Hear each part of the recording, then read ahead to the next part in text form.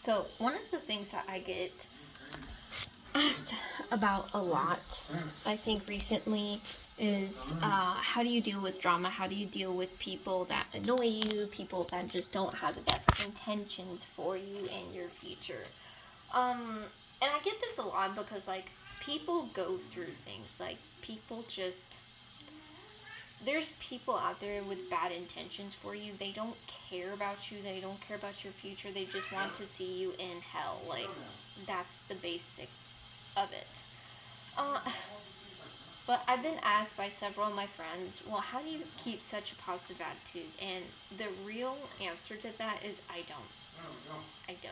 I don't just keep positive and keep going forward. I deal with it accordingly on to how they're going to act with me, how they're going to treat me. Um, some people just like to provoke you in a way that they know makes you angry, and then they like to play victim and go tell everyone else how much of a problem you are, but not how much of a problem they are. But this is funny, is because if you have a problem with someone, I don't know, copying you, just belittling you, just trying to go after everything that you're going after, here's a simple way of getting the fuck rid of them. Block and delete. All of their contacts, all of them, okay? Like, all of their little besties, all of their little friendships, all of their family, everyone that they know, block them. Okay, if you don't want to do that, then that's fine. Because sometimes facing them head on isn't going to solve the problem. Calling them out on their bullshit is not going to solve the problem whatsoever, because A, they know what the fuck they're doing. B, they don't give a fuck. C, they want to make sure that you get all enraged and all in your feelings and in your emotions, where your emotions take over and now you look crazy. I know, because, well, I've been there before, and guess where the bitch is now. Yeah. So, just some pointers, don't even bother with it. Look around you. Start a notepad of everything you love in your life. If your life is not where you want it to be right now, that's okay. Is your environment, your home, looking the way you want it right now? List at least 5 things you're grateful for. Your family, your dog, your house, a swimming pool in your backyard, packages that come in, your kitchen, your baking knowledge, your knowledge how to, do certain things. I mean, list those things out and you're going to start noticing a difference within minutes. Okay? A lot of people in my past have tried to come after me for silly little things of, oh, you can't cook. So what did I do? I got better at it. Oh, you don't know how to raise a child. I'm sorry, I have a 2-year-old? You were saying? I don't know how to be a mom? Okay. Alright, cool. I have no sense of fashion. Oh, okay. Alright, cool.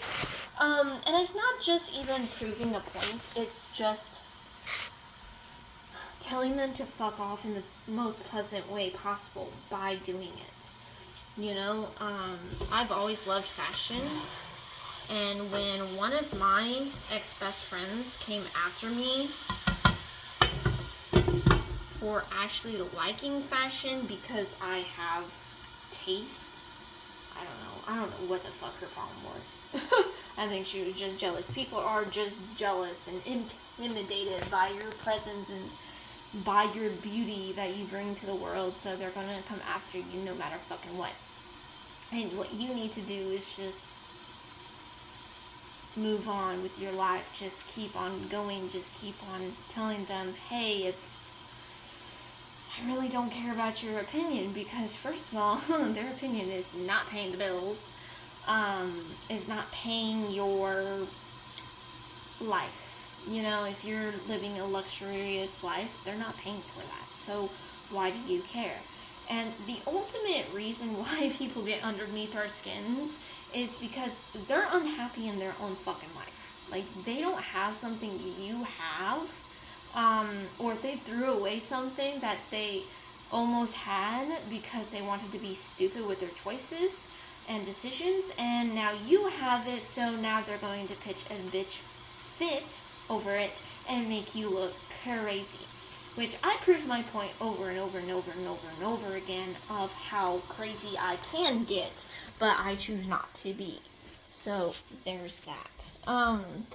But just don't go crazy, because ultimately it's not worth it. And second of all, when people actually do realize that you are right, and it will come, it might come within the year or two, but they will see, and then they'll be like, oh, I see what you were talking about. Okay, that makes a lot more sense. And, but for now, you just block the people that they're associating with. And they can talk their talk, they can walk around the block, they can fucking do this and that and all that. But as long as you know your truth and you stand in your truth and you tell people exactly what the fuck happened, then that's all that really fucking matters at the end of the day. And I'm sorry to those people that couldn't get underneath my skin. For that minute, you could get underneath my skin, but over time, I'm going to be like, you know what, it's really not worth it, because I live in a really nice home with a pool in my backyard, nice recliner, nice comfy lounge chair, a reading room with all my dolls and everything fancy that I wanted. I'm going to cosmetology school. I'm doing designer fashion. I'm literally doing the whole 9 yards. And I get to be a mom at the same time.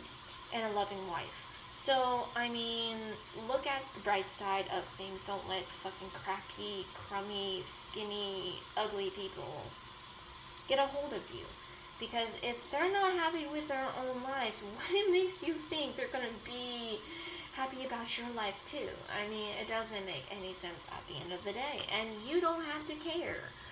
And if you do care, then you need to do some analysis on yourself of why do you care so much about their opinion. Sometimes when we are attached to someone, we want their validation so bad about everything, because once upon a time, they were our person, our, I can't say savior or anything, but something like that. They were our person once. And you need to break that tie and just kind of let go and just be like, you know what, I'm better than that, and I'm not going to let you, do whatever you want to me. So, and I broke all ties by cutting contact, blocking all their social media, having others not discuss them in front of me, because I'm sorry, that kind of does trigger me, and I'm still working on my triggers, but, and if someone does something mean to you, and they know it, and they keep doing it, and they keep fucking telling other people that they know they wouldn't ever do that to you, and blah, blah, blah, blah, then,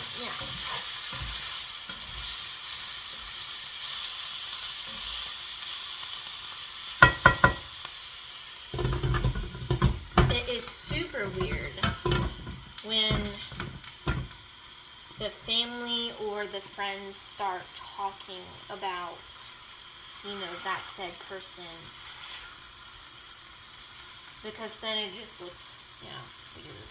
But at the end of the day, you just need to learn how to cope with it. You just need to learn that, hey, I'm not a bad guy here. I might be, a villain in your story, but you're a clown in mine. And then you just need to go on with your life. And like I said, doing the what are you grateful for really fucking helps at the end of the day. I'm not just talking about keeping a diary or a journal or whatever. But this is what I do, is I keep a tally on everyone. Is if you piss me off once, there's a strike. If there's more than 2 strikes, you're automatically out. You're not my friend. I don't talk to you. I cut contact, and that goes with family members too. And there's a strike system. There's a tally system for me. And I keep it all in the journal. And once you get to the 3rd strike, you're done. Because I can't keep those people around in my life if they don't want better for me and if they don't keep pushing me. I want better for a lot of people. I want people to succeed in their life because I know they can succeed. But will they? That's the ultimate question. And if they keep fucking pushing my buttons, why do I want that kind of person in my Exactly. I don't. Goodbye. So, you just turn a new leaf and you look for different friends or no friends at all. Which I only have a couple of friends, but they are very busy during their lives. So, I mean, you know? And if you're that desperate for friends, go get you a puppy, go get you a guinea pig, go get you a companion from the store and leave it at that. Like, that's what I did when I was 20 years old, and because I was just like, man, I'm just like so bored out of my mind that at that age, I really just wanted to cause nothing but trouble, and that's kind of what I did until I got a dog, and I was like, ooh, a responsibility. So, don't rely on that. Get you something that you are proud to do, and sometimes even a job can't occupy our minds because the job is really, unless you like it. But anyways, that is my advice for today. Take it or leave it, I guess.